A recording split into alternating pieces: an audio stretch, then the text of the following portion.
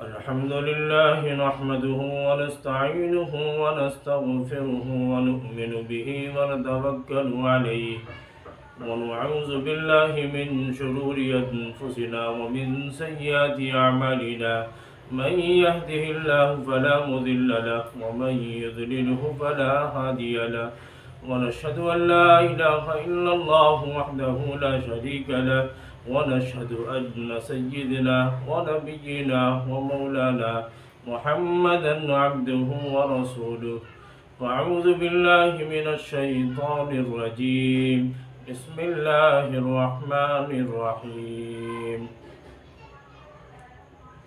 محترم بزرگوں اور دوستوں، اس زمانے میں ہمارے مسلمان بھائی اور بہن بہت ساری پریشانیوں میں مبتلا ہیں، اور ہمارے اس ملک ہندوستان کے اندر جس علاقہ جس خطے میں نظر دوڑاتے ہیں تو دیکھتے ہیں کہ مسلمانوں کے اوپر ظلم و ستم کے پہاڑ توڑے جا رہے ہیں۔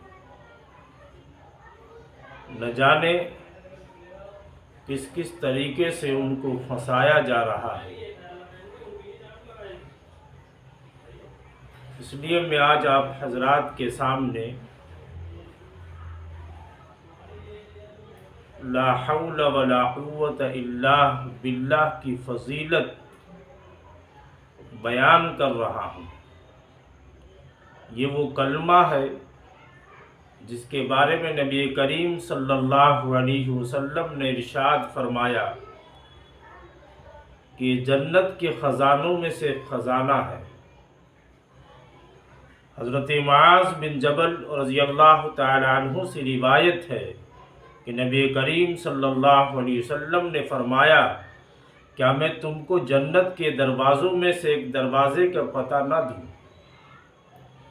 حضرت معاذ رضی اللہ تعالی عنہ نے عرض کیا، وہ کون سا دروازہ ہے؟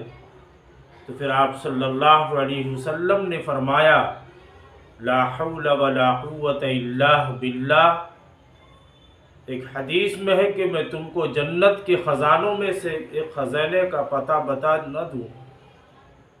حضرت ابو ہریرہ رضی اللہ تعالی عنہ سے روایت ہے کہ نبی کریم صلی اللہ علیہ وسلم نے ارشاد فرمایا کہ لا حول ولا قوت الا باللہ 99 مرضوں کی دوا ہے، اور سب سے کم درجے کا جو مرض ہے وہ ہے رنج و غم کا دور ہونا ہے۔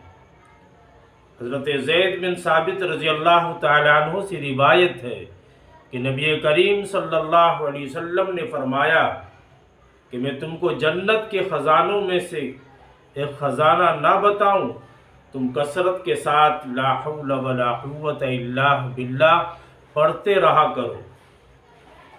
حضرت ابو ہریرہ رضی اللہ تعالی عنہ سے دوسری جگہ روایت ہے کہ نبی کریم صلی اللہ علیہ وسلم نے فرمایا کہ لا حول ولا قوت الا باللہ کثرت کے ساتھ پڑھا کرو، کیونکہ وہ جنت کا خزانہ ہے۔ تو جو انسان یہ چاہتا ہے کہ اس کی پریشانی دور ہو جائے، اس کی مصیبتیں ختم ہو جائیں، تو وہ انسان کو چاہیے کہ لا حول ولا قوت الا باللہ کثرت کے ساتھ پڑھا کرے۔ ہمارے حضرت رحمت اللہ علیہ اکثر و بیشتر اپنے مریدین کو یہ تلقین فرمایا کرتے تھے سے کم 500 مرتبہ روزانہ لا حول ولا قوت الا باللہ کا ورد کیا کریں۔ جو انسان اس کا ورد کرتا ہے تو نبی کریم صلی اللہ علیہ وسلم کا ارشاد مبارکہ ہے کہ اللہ تبارک و تعالی اس کے تمام پریشانیوں کو دور فرما دے گا، اس کی مصیبتوں کو ختم فرما دے گا۔ اس لیے میں آپ حضرات کے سامنے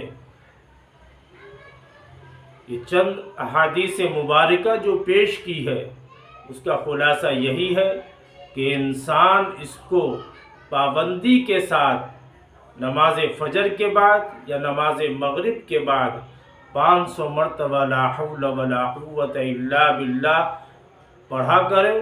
اس کے بعد اللہ سے دعا کرے، اپنے لیے بھی کرے، اس امت کے لیے بھی کرے، سے اللہ تبارک و تعالی امت محمدیہ کے حال پہ رحم فرمائے، کرم کا عافیت کا معاملہ فرمائے.